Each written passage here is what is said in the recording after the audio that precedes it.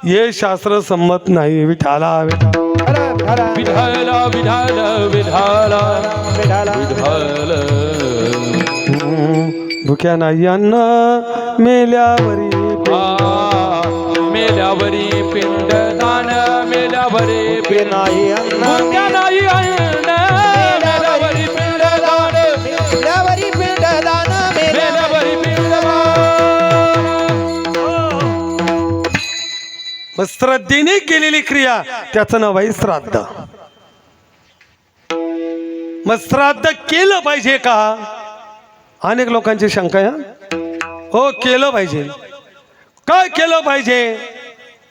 जोपर्यंत श्राद्ध होत नाही तोपर्यंत मुलगा माय पित्याच्या ऋणातून मुक्त होत नाही. एक म्हण तुम्हाला माहिती आहे, बाप दाखव नाही तर श्राद्ध घाल. खरं कारण अजून एक आहे, जोपर्यंत श्राद्ध होत नाही तोपर्यंत जीवाची प्रेत योनीतून मुक्ती होत नाही. पण ते योनीतून प्रेत योनी हो असते का?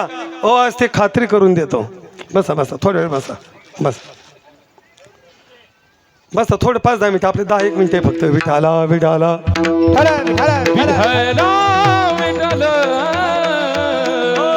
प्रेत योनी असते का? हो असते, खात्री करायला काय अडचण आहे. तात्या आता मी तुमच्याशीच बोलतो. भाऊ बाबा आम्ही या रस्त्याने जेव्हा जाऊ ना तेव्हा तात्याला फोन राहतो, पहिला चात्यांचा राहतो बरं का निर्मळ पिंपरी. हां ऐका, मला एक सांगा, तुमच्या पंजोबांचं नाव काय होतं? नाही एक ना. बरं, त्यांना किती भाऊ होते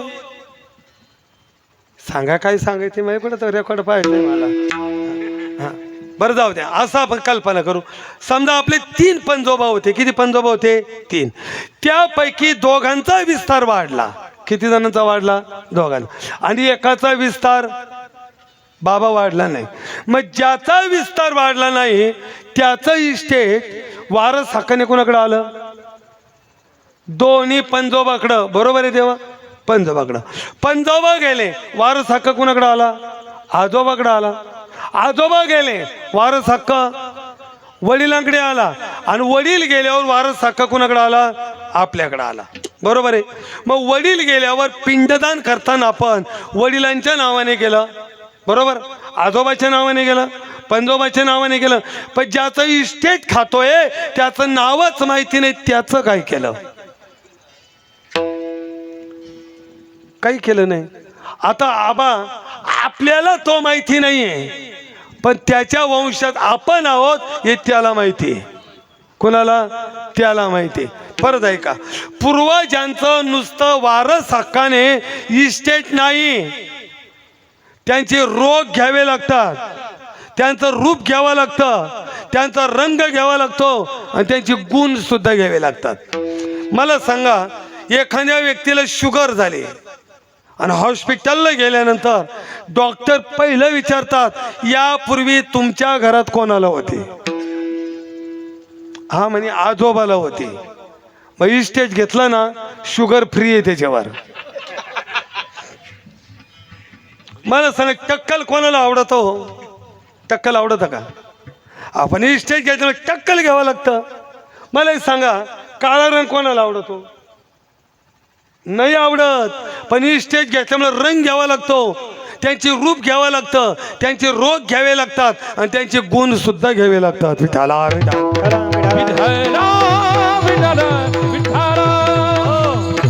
आणि मग 3 पिढ्यावर जर त्याची वाट पाहते आणि जर त्याची आपण आठवण नाही केली बरं का, ते 3ऱ्या पिढीमध्ये जन्म घेतं आणि त्या परिवाराला ते त्रास देत राहतं. कुणाला? त्या परिवाराला ते काय करतं? त्रास देतं. आणि एक विशेष त्याची ओळखायची कोण?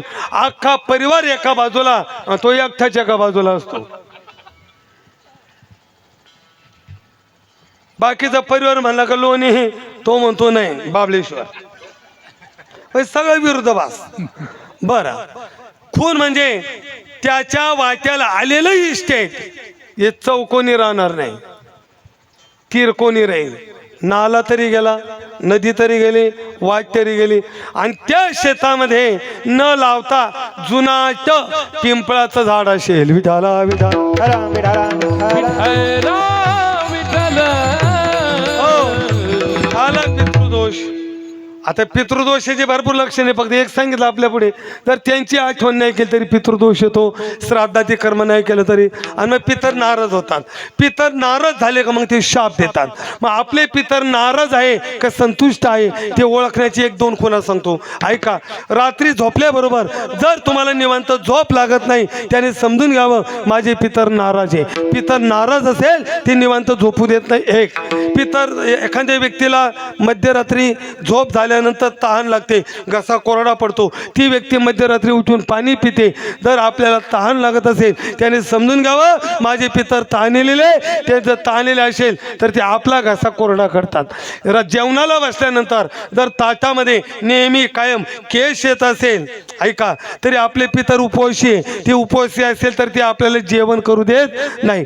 परिवार इतर वेळा चांगला आहे, परिवार इतर वेळा चांगला आहे, पण जेवणाला बसल्यानंतर जर प्रश्न उत्तर होत असेल त्याने समजून घ्यावं आपले पितर नाराज आहे. विठाला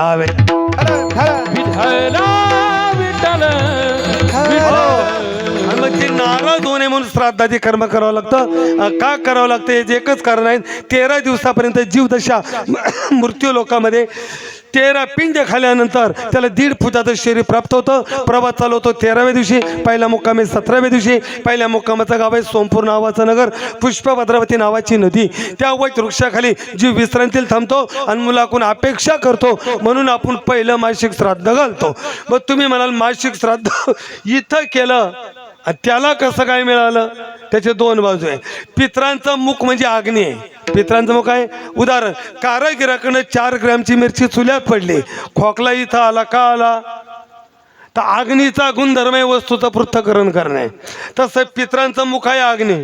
मग पितर जेवला पोटाच्या ठरा अग्नी, अग्नीची 11 गणे, सूर्याची 21 गणे, पित्रांची 31. ज्यावदा लई समजावल्यापेक्षा व्यवहारातलंच बोलतो.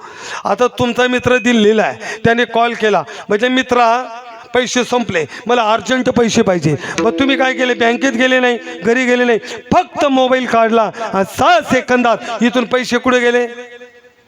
गेले का नाही? मग मिळाले का नाही? मग जाताना दिसले का? नाही दिसले, पण मिळाले ना.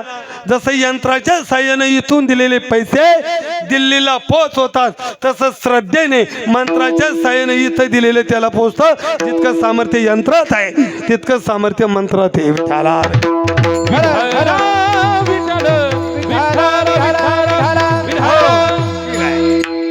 मग श्राद्ध करावं लागतं. मग 5:30 का 11:30 का 12:30 किती? 11:30 नाही. एखादी गुरुजी देत असेल तर त्याच्या मागची कारण आहे. आता घोरपडे परिवाराने त्या मुलींनी, पुतण्यांनी वडिलांच्या ऋणातून उत्तीर्ण होण्यासाठी पिंडदानादी क्रिया केली ना भाऊ, केली. गुरुजींना दान दिलं का नाही? दिलं. हे दान गुरुजीने घेतलं ना? घेतलं. हे अशुद्ध दान आहे. हे दान घेतल्यानंतर त्या गुरुजींना घरी गेल्यावर पहिलं स्नान करावं लागेल, जानवं बदलावं लागेल, कपडे बदलावं लागेल, किमान 11,000 वेळा गायत्री मंत्राचा जप करावा लागेल. तसं हे दान शुचिर्भूत होत नाही. जे गुरुजी पूजा करतात, प्रायचित्त घेतात, मी त्यांना वंदन करतो, पण काही नुसते पूजा करतात, प्रायचित्त घेत नाही. संजीव, हा पितृदोष त्या ब्राह्मणालाही सोडित नाही. म्हणून बऱ्याच ब्राह्मणांच्या घरी वेडे, मतिमंद, व्यंग आणि भोळसर पोरं जन्माला आले. विठाला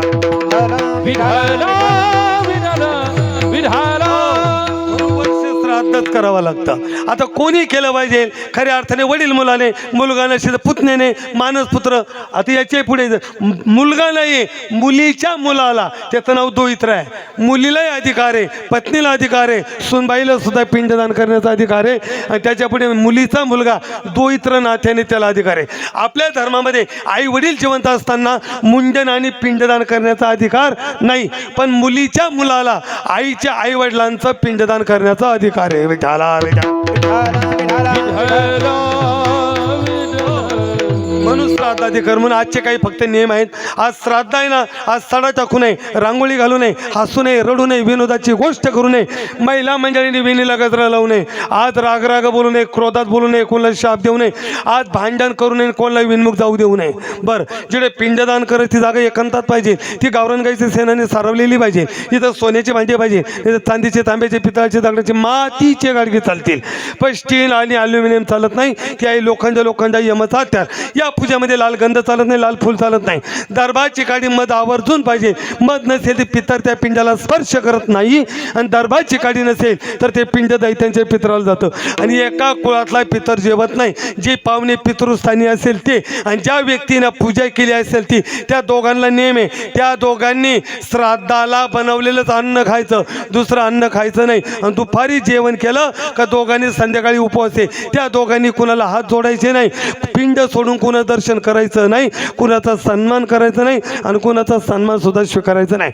पिंडदान झाल्यावर काही लोकांनी पाहू नये, रजस्वाला माऊलीने पिंडदान पाहू नये, वेश्या व्यवसाय करणाऱ्या स्त्रीने पाहू नये, तांबडं पातळ नेसलेल्या स्त्रीने पाहू नये, कान तुटलेल्या स्त्रीने पिंडदान पाहू नये, मदिरा पान करणाऱ्याने पिंडदान पाहू नये, मदिरा विकणाऱ्याने पाहू नये, कोंबडीने पाहू नये, डुकराने पाहू नये, कुत्र्याने पाहू नये, कुक्कुट पालनावाल्याने पाहू नये, आणि वरह पालनावाल्याने पाहू नये. आणि मग मुलगा दक्षिणेला तोंड करतो, आणि अखेरचे पिंडदान अंगठ्याने करतो, आणि वडिलांच्या ऋणातून उत्तीर्ण होतो. ज्ञानेश्वर माऊली धनराज माऊली माऊली ज्ञानेश्वर माऊली धनराज माऊली ज्ञानेश्वर माऊली धनराज